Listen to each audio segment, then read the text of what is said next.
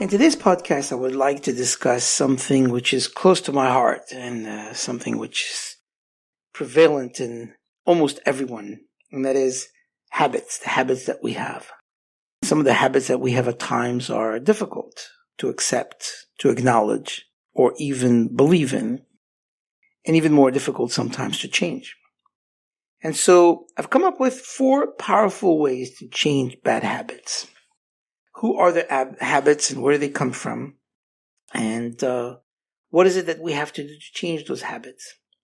Now, a habit is something that you have within yourself. It's not something that has happened by itself. It's not your innate nature. It's something that you've developed over a period of time. And most habits are not, I would say, experienced from cataclysmic transformation. That's not what it is. For most changes come as an evolutionary process of almost imperceptible changes. It happens slowly but surely. And it says that what wisdom can do, time will do. In other words, with the passage of time, there will be change. But now think of it this way. Let's talk about a human person, a human body. There are 3 levels in our body per se. There's the head, there's the body, the trunk, and then the legs. Now the head represents the intelligence, where the mind is, where the transformation of a concept can become something of value. The body, however, the trunk, is the emotion. We'll talk about the fact that the heart is in the seat of the middle of the trunk, and therefore that's where the emotions are. But the legs represent the action. If I say to my body, I want to go somewhere, I want to do something, then the legs respond, and then they take me somewhere. The mind, interestingly enough, which is on top, is open to change. The mind says, we'll do what it takes. The heart, however, which is in the middle, it looks for something external to be aroused. It says, let me see what I will do depending on what I feel. It's a feeling. And so, in the heart, it says that a person knows what they're supposed to do, and sometimes they can't. I know I'm supposed to do it. I know I'm supposed to be good. I know I'm supposed to be loyal to my spouse, nice to people, honest in my business, kind to others, but I don't feel like it. And the difference between the feeling and the knowing is the difference between the emotion and the mind, which is the difference between what's on top in my head and what's in my heart, which is in my trunk. That's where the difference comes in.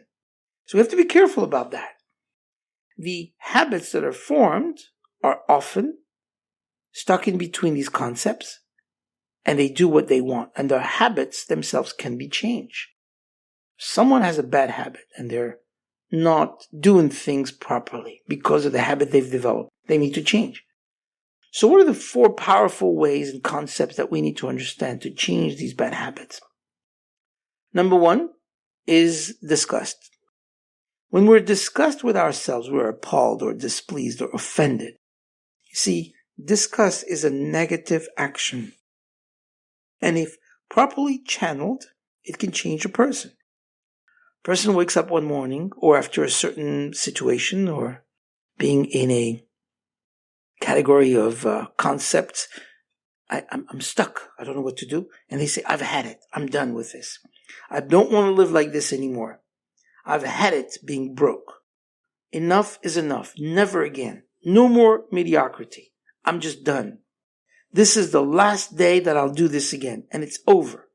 I'm so disgusted with that. That's a good thing. This is the first step that you can take in order to change your bad habit. Because you've reached that level. You've reached that end process whereby you say, gone, done. I'm not going to do that anymore. So feeling that concept of disgust will be one of the best ways and a very powerful way to change a bad habit. Another one is when somebody makes a decision.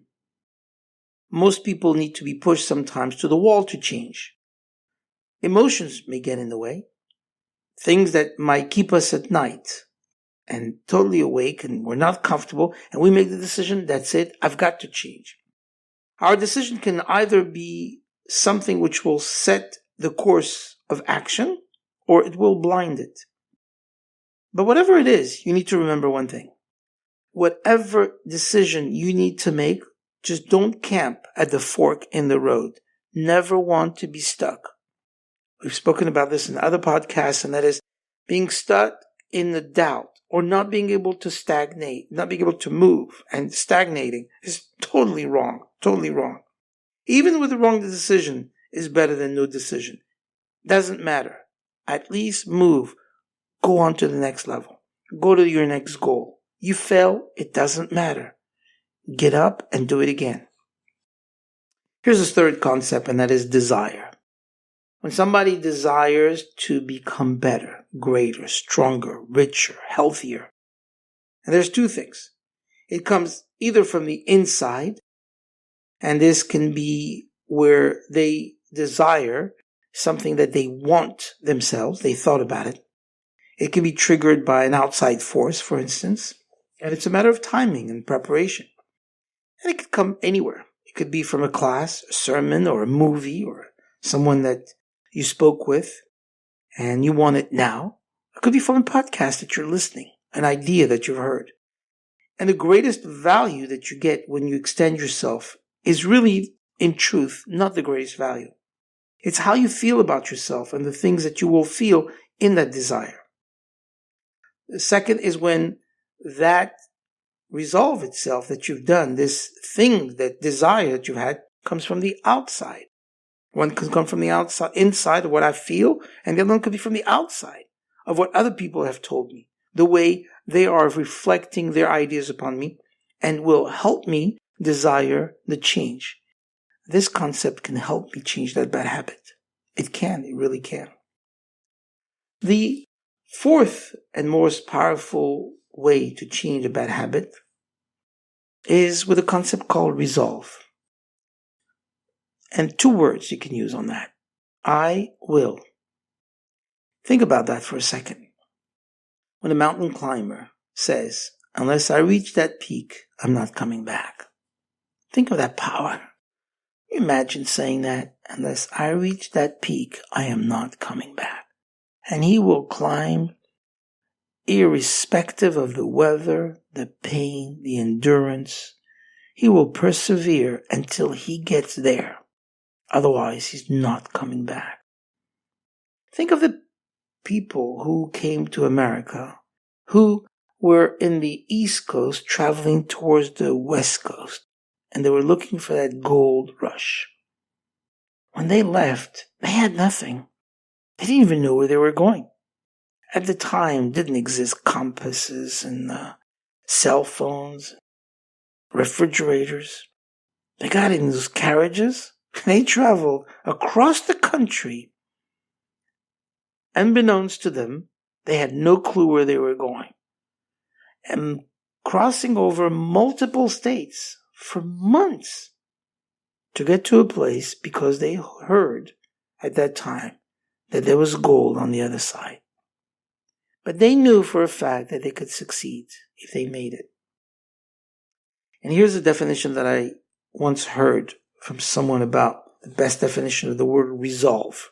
What does resolve mean? Making it, doing it, getting there. An opportunity which I don't want to miss. Here's the best definition. Resolve is promising yourself that you will never give up. That's very powerful. Think about that for a second. Promising yourself that you will never give up.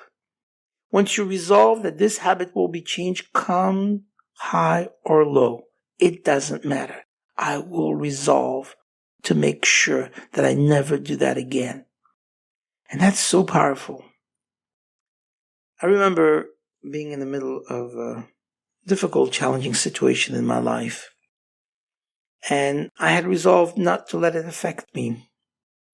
Not emotionally, not physically, and not spiritually. And you know what? I succeeded. I woke up every single morning and acted as though nothing had ever happened. I sung to myself and I lived a normal life. And that's what you want to do. You want to be able to Take it upon yourself that nothing will stop you if that's what you want. And continuously go through this process and grow yourself. Because if you think about it, if we said the head is where the mind is, and it's where decisions are made, and the trunk is where the emotions are, that's where the heart is. How can one body have two opinions? If you want to change something, you've got to blow a hole in it and say, no. My mind is not going to think one thing and my heart feels something else. I'm not going to wake up in the morning, be all excited about something, and then my emotions are going to come in and blow it away and take me down. Or I'm not going to be excited in my heart and be willing to change things, and then my mind says, you can't do that. You're not going to make it. And my feet are ready to go whenever I want to go, even if you don't feel like it. Think of it like a stewardess on the plane. Have you ever seen how they're taught? It doesn't always happen, unfortunately, but they're taught that they should always smile. And if somebody needs something, they should give it to them. And always look out for each and every one of the passengers. And some of the airlines are great at that. So much so that they even go further than this, and they even take care of you if you're sick or whatever the case may be. And that's what you want. You've got to turn a frustration into a fascination. It's a lifestyle that's unique to yourself. It's a way to figuring out of living the way that you want to be. It's an art. It's a study. It's a practice, an awareness. Happiness is not an accident. It's an art. And you have to know how to do this in the way that you want to. Happiness is a joy that most often comes as a result of a positive activity that you yourself have done, something that you've come up with and have followed through. Happiness is both a joy of discovery and a joy of knowing. It's both something that comes from your mind, something that comes from your heart together. It's the joy of practicing the fine art of living well according to what your wishes are. And that's where it takes you. So, just to recap, 4 different powerful ways to change your bad habits. Disgust, that you're disgusted with completely.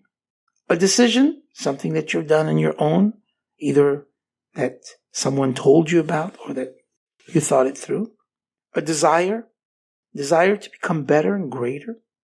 Or resolving to make that decision that nothing will be changed again and that it will be exactly the way that you want to. As it said, promising yourself you will never give up. And for things to change, it can be done either on the personal, professional, spiritual level, something that you can do at any given time. And that's what I wish for you. Let me know what you think. I would love to hear about your ideas. Thank you for listening. If you like what you've heard, please let us know by leaving a comment below. We would really appreciate if you would be kind enough to like, share, and even subscribe. Feel free to follow us on Facebook.